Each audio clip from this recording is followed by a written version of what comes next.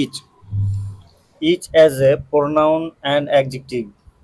তাহলে part of speech হিসেবে ইচকে আমরা নাউন এবং অ্যাডজেক্টিভ হিসেবে দেখতে পাই, তাই এটি সাবজেক্ট হিসেবে কাজ করতে পারে।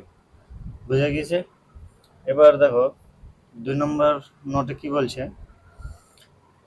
Every every as a adjective not a pronoun.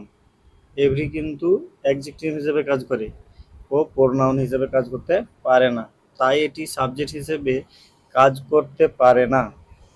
Subject হিসেবে কাজ করে নাউন অ্যান্ড প্রোনাউন। ক্লিয়ার হয়েছে?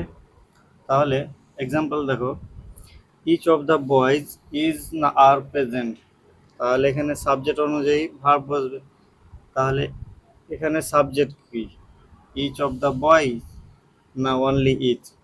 তো মাথায় রাখতে হবে অফ হচ্ছে প্রিপোজিশন, তো প্রিপোজিশনের পরে অবজেক্ট বসে, তাহলে দ্য বয়েজ হচ্ছে এখানে অবজেক্ট। তাহলে সাবজেক্ট কোনটা?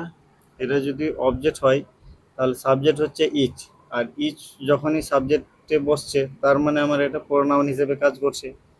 তাহলে ইচ হচ্ছে সাবজেক্ট, সাবজেক্ট যেহেতু সিঙ্গুলার, আর আমরা জানি ইচ এভরি এগুলো হচ্ছে সিঙ্গুলার, তাহলে ইজ যদি সিঙ্গুলার সাবজেক্ট হয় তাহলে ভার্ব কি হয়ে যাবে? সিঙ্গুলার ভার্ব হয়ে যাবে, তাহলে ইজ হয়ে যাবে কারেক্ট আনসার।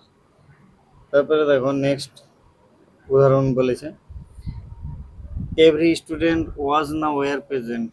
তাহলে আমরা জানি এভরিটা কি অ্যাডজেক্টিভ হিসেবে বসছে, স্টুডেন্টটা হচ্ছে নাউন, তাহলে এভরি স্টুডেন্ট প্রতিটা স্টুডেন্টের কথা বলা হয়েছে, তাহলে every student is a singular subject, so take a singular verb.